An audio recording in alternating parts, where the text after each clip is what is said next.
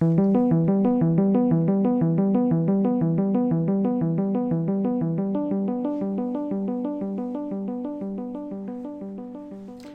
and welcome to another episode of International Immersion. I'm here, your host, Hedman. Sean? Scarlett. Hi. And today's topic is gonna be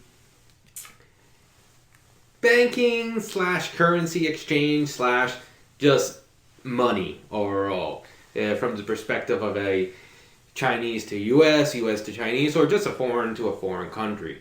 If you've traveled, you've always had to deal a little bit with foreign currency. A lot of countries don't have the same credit systems as we have in the US, so something that you might have to do is exchange it for some euros, yen, or RMB. Very good, yes. Yeah, and as you may have noticed, we did a episode in the past about banking in China, and we kind of touched on this a little bit about, as a foreigner going to China, if you are there long enough, you may have to use the Chinese banking system and and everything that comes along with it, monetary system, etc. So we thought it'd be a kind of a nice counterbalance to talk a little more about just travel in general and how people manage money when they travel and how they adapt to new systems, and also having a Chinese person's perspective of coming to the U.S. and using our financial system and banking system. It's kind of a good contrast.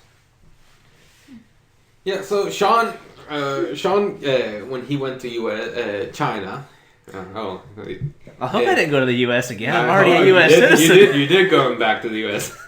Yeah, I'm back now. You had the school kind of set up a bank account for you. Yes, because when I went there to start my master's degree, I got a scholarship, and part of it was a monthly stipend for research and also just for living expenses, so I could do my program. So, what happened was, when I got there, after the first couple of days, the school opened a bank account for me, along with the other students, or the other international students who got the same award I did. And then they gave us some paperwork, and then we went to the bank and opened the account. They gave us their debit card. And at that time, the university I was at, they used Bank of China, or 中国银行. So when I went there, I got my card, but I had to put some money into the bank account to start it. They didn't open it because it took them a few weeks for us to get our first stipend. And actually, they told us it would take a few weeks, but it actually took almost a month. So, but the nice thing is we got 2 months of stipend at one time. So it was a bit rough, but once we got it, it was good. But I remember I had to take the renminbi I had, and I just put 10 renminbi, or Chinese yuan, into the bank account to open it. And that's all I had to do. But it still took quite a while. I was there over an hour because there was paperwork. All the paperwork was in Chinese.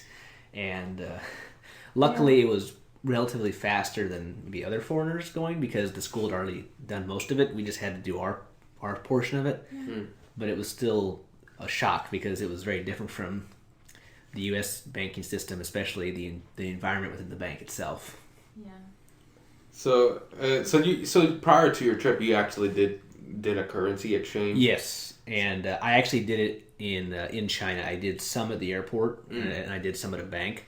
Most of the airport because I needed quick cash, and it was a good deal, but in retrospect, I wish I would have waited because even though I got a pretty decent deal, I could have got a better deal if I would have done more at the bank.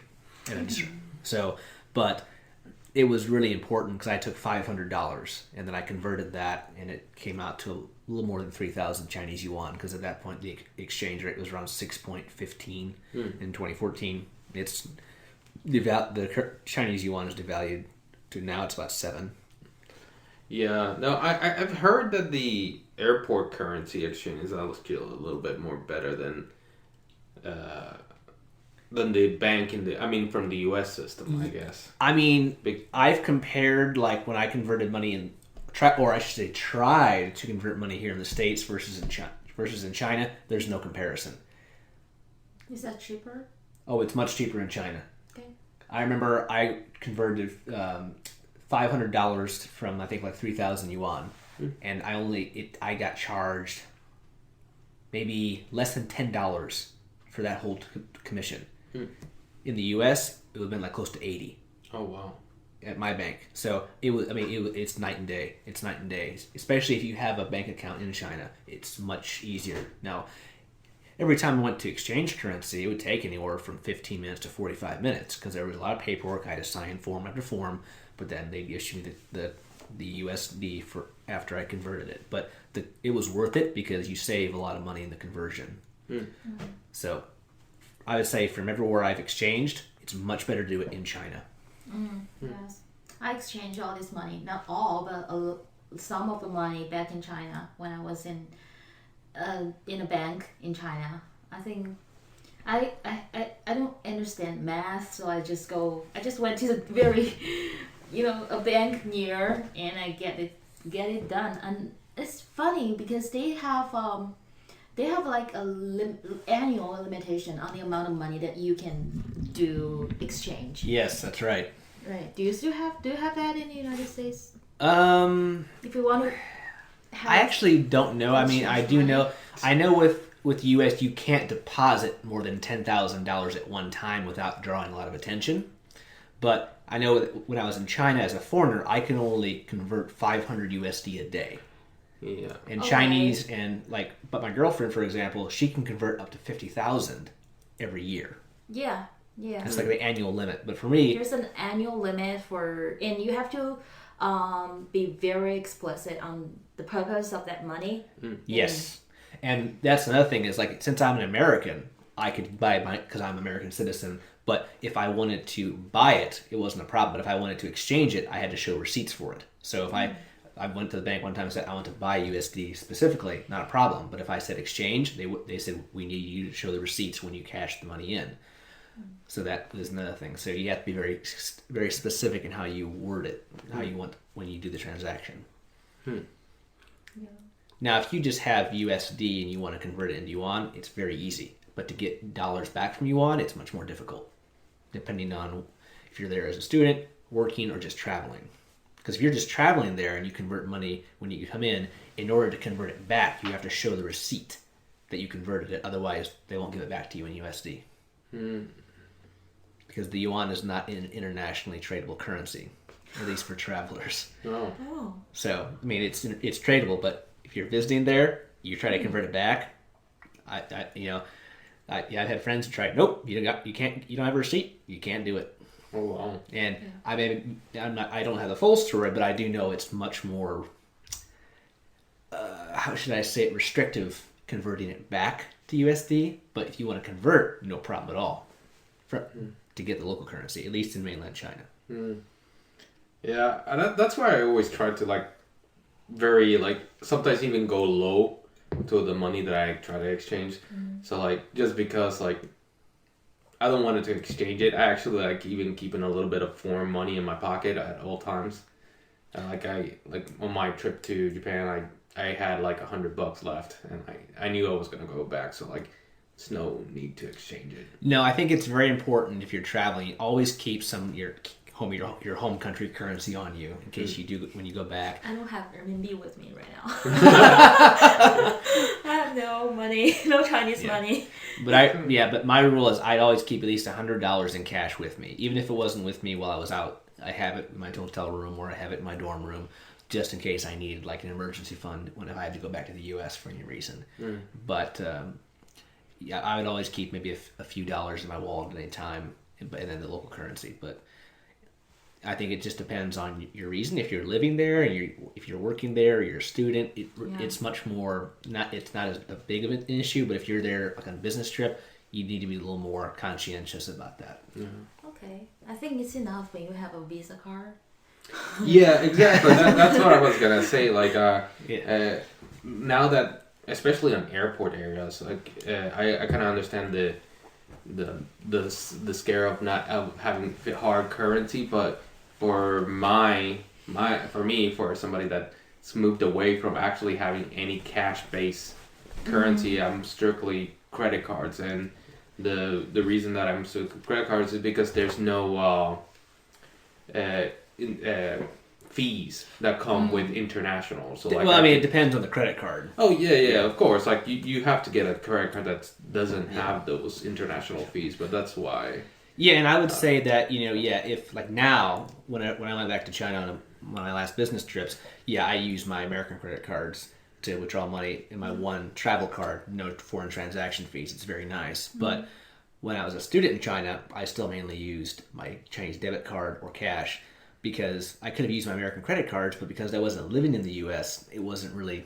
I would have had to pay that by going through the U.S. banking system. So why bother when I'm living there and I have everything I need there?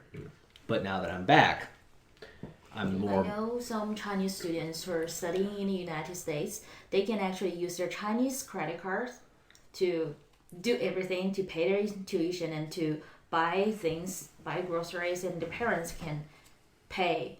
Yeah. Especially if their Chinese credit cards have a Visa or MasterCard, access. As long as the network exists, and I'm pretty sure. Heck, I've seen even Union Pay as like, I know this is the big Chinese payment network. Yeah, my Chinese debit card is Union Pay, and actually I found that here in the U.S., Walmart, Denny's, and a few other retailers actually will accept it. So I can actually use it here in the U.S. at select retail locations or even restaurants. If you're in that country, if you're in China, the biggest pay system can be Alipay, yes. Alipay, which is e-commerce. Yeah, and you bring up a really good point, Scarlett. We don't need cash anymore. We don't even bring your cards with us every day. As long as you have a phone. You just need a phone and need the Alipay app. Yeah, you use your phone. You use WeChat or Alipay. Yeah. I think that's something that it's gonna change a lot, especially in the coming years. You just start seeing like even vending machines and stuff like that accept these P2P payments such as Google Pay, Apple Pay, Alipay, WeChat, and I've actually, to my surprise, started seeing a lot more of this in Japan. Like, so the first time I went to Japan, it was all cash. Like, there was no way for you to use your credit card at almost anywhere. I mean, like the 7-Elevens, like they'll do it, but the other stuff, it was cash. And when I went there last week, it had all changed into WePay, Alipay, and I'm like, wow. Yeah, and that's a cool point because like when I first arrived in China in 2014, there was still a lot more cash. But the 4 years I was there, less cash, more Alipay, WeChat Pay, or they call it Jifubao. And in recent years, I didn't remember myself carrying cash with me every day. No, but because the longer I was there, the less cash I would carry because I would use, I first got there, I used cash for everything. By my last year in China, I used Alipay for almost everything. And I use WeChat Pay, but for me, I just gravitated toward Alipay because you literally just, okay, I want to get some breakfast. I pull up the app, pull up my QR code, they scan it, money's transferred. Or if I bought someone something and they wanted to pay me back, they just send it via P2P. Yeah.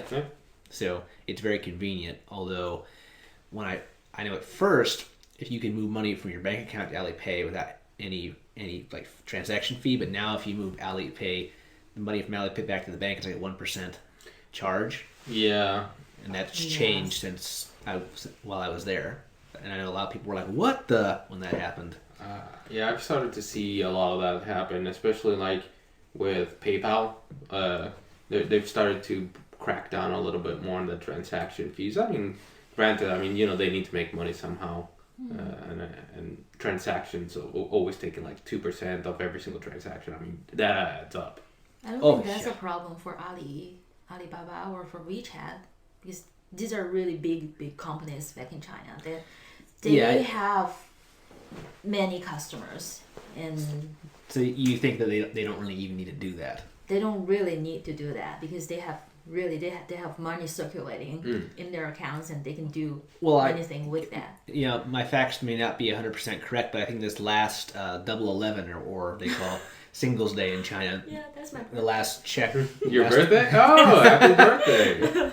So what a birthday. What a birthday. You get cheap presents. Oh, no, not just cheap, but a lot of presents.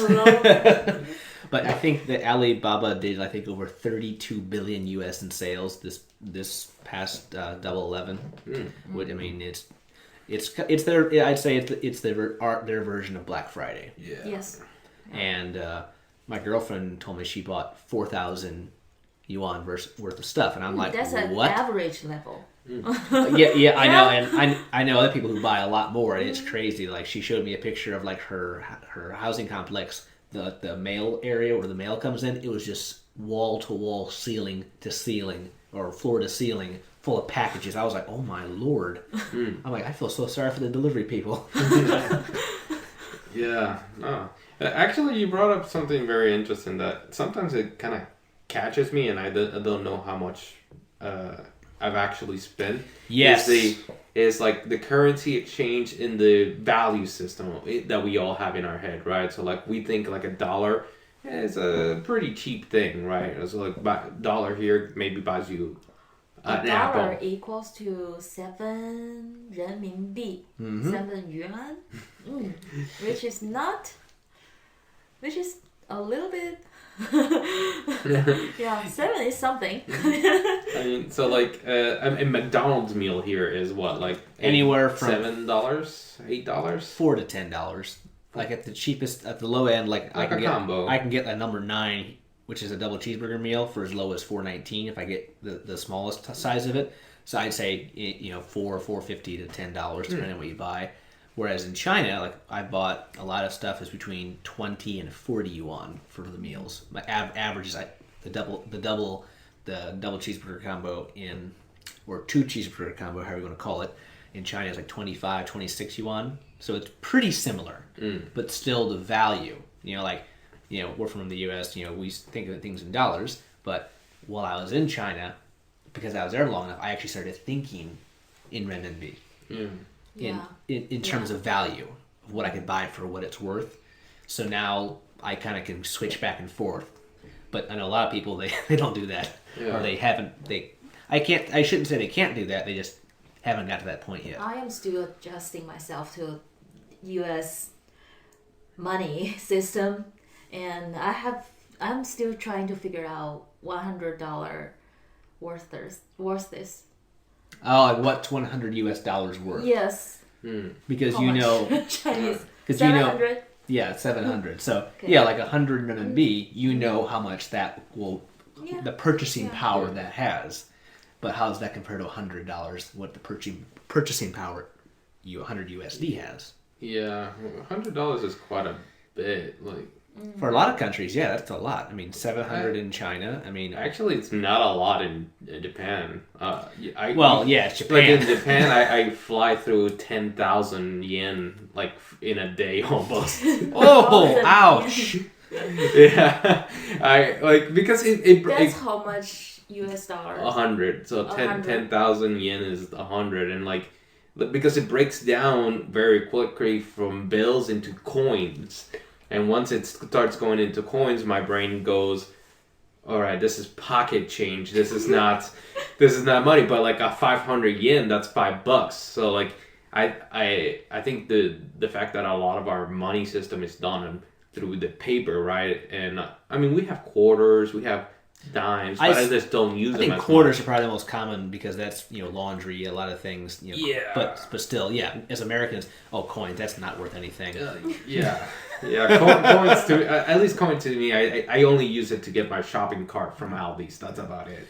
It's kind of like in Taiwan where like everything up to the 100 Taiwanese dollars like coins. So, but you can still go to the service store and buy a drink or a couple drinks with just the coins. So actually the coins do add up quick. So you have to kind of adjust, especially like in Japan, $1 is 100 yen. Yeah. So if you, and like in Taiwan, $1 is 30 Taiwanese dollars. So if you go from a US style currency where $1 is more to like something where you start off at 100 and go up, it kind of messes with your head a little bit if you don't really think about it.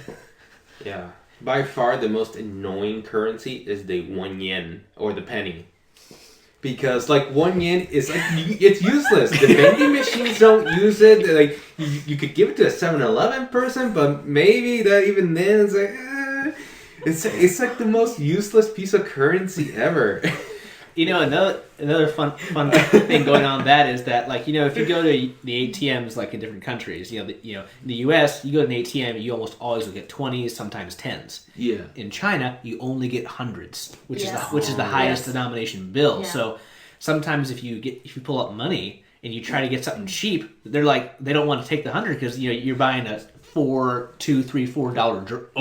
yuan drink, and you're like, crap, I can't get anything smaller. No, I feel you, man. I go to the 7-Eleven and I put a bottle of a soda bottle there, and I give them a 10,000, and they go, really? Yeah. It's like, here you go. Many a time. Break down the change. Yeah, many a times I've gone to a service station and I'm like, crap, I only have 100, and I can see the guy, and I literally am just saying, I'm sorry, I can't get anything smaller because, now if the bank's open, I can go in and get smaller denominations, but if you just go to the ATM, that's all you're going to get, unless you go maybe to a restaurant and you can break it that way or just buy something, but many a times, like I said, they're left like, really? Or I clean out all their small bills because they have to give me that back, and I'm like, I'm sorry. $100 is a lot. I paid the taxi driver when I first entered the United States $100, and he was trying to ask, do you have smaller cash? Right. Or smaller bills, yeah. Yeah. See, but actually, I mean, what a car fare from here to the airport is like $50. Well, when I've flown back from China, like in Chicago, from Chicago to the hotel where I'd stay, it's like $50 one way. It's pretty rough. Half $100. Whereas in China, I can go like in Hangzhou. I took a cab almost from one side of the city to the other. It was like 120, which is maybe just under $20. So I mean, on a cost basis, it's more like just in numbers, but value-wise, it's still a lot cheaper than $50 US if you're thinking from the US. But if you're in China, that's still a good chunk of money to spend on cab fare. Yeah, I think that's actually something that I've started to notice drains our bank accounts, especially when you're in foreign countries, is transportation. Like, yes, sure. When I was out and about, like, it would be $20 for a cab fare almost anywhere. It's around $20 in Japan, and then on the train system, you can get almost anywhere with 200 yen, which is $2. But I mean, it's like per exit, right? So like they charge you per exit, so that's 1, 2, 3, and that just starts like whittling you down slowly but surely. And I would say that's the difference, I'd say, between Japan and China in terms of kind of how it adds up, is that like I take the metro in Hangzhou like a long way, 6 RMB, which is like not even, like now it's like 80 cents, a little more 80 cents. So compared to Japan, it doesn't bleed you as quick. If you're at least if you're thinking in terms of USD. Yeah. And I'd spend maybe at most 20 yuan or renminbi a day on transportation, and that'd be if I was going, a bunch of places. And that's like not even $3. Yeah. Oh wow. It's like $2.82 now, I think, around. Yeah, I started to pick up the truck of like getting for transportation, at least like day passes. So like you can get a day pass for like $6, and that helped a lot, especially during my last days where I only had like $40 left, and half of that was to get to the airport via the train. So, Yeah, I did the same thing. I got a bus and subway card for Hangzhou that I could use, and it had like 2 different accounts on it, one for bus and one for subway, and I could just, fill it up every month for both and just scan it, and it would give me a discount for both the subway and the bus. So like it wasn't much, but it did help. How much was that cost? I think it was like, I remember when I got it, it was like I put like 50 yuan on it. Okay. It was like, it was only a couple of Chinese yuan to get it. It was very cheap. So it was a good investment, especially if you're staying there for a longer period of time. Yeah. Get a subway card, get a bus card. It really is useful. Yeah. So what's, from your experience, Carla, what is the thing that whittles you down most here in the U.S.? I have to say transportation is one of the biggest issue. Since I don't have a car here, I go to school every day by bus. So it's like a $50 monthly. A monthly card. It's like a monthly card that I get from school. So it's like $50 a month, like a bus fee. For bus fee, yes. For transportation. So you pay $50 a month, and you can take the bus as much as you want. Yes. Okay. Yeah, that's Local. actually quite expensive. That's compared really expensive. in comparison. Yeah. It's like 50 times 7. Yeah. That's ouch. That's a lot. Yeah, and it's funny, as I know that a lot of people when they go abroad, especially if they're used to their currency, they see the foreign currency. Oh wow, it looks like monopoly money. And I remember when I was studying abroad in Europe, some of my American classmates, they thought, oh, it's just monopoly money, and I was like tapping, guys, it's worth more than ours right now, and they were like, oh yeah. And like whenever I would take money out for the week from my bank, I'd take like 100 euros out a week. And that's not a lot, but I can make it last. And every time I look at my bank statement, you just withdrew $130. And I'm like, oh!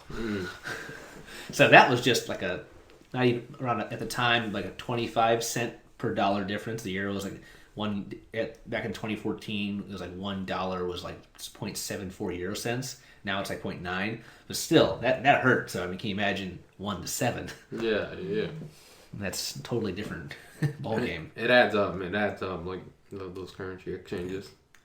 So thank you for tuning in on this episode of International Immersion. This discussion will be concluded in part 2. We look forward to seeing you there.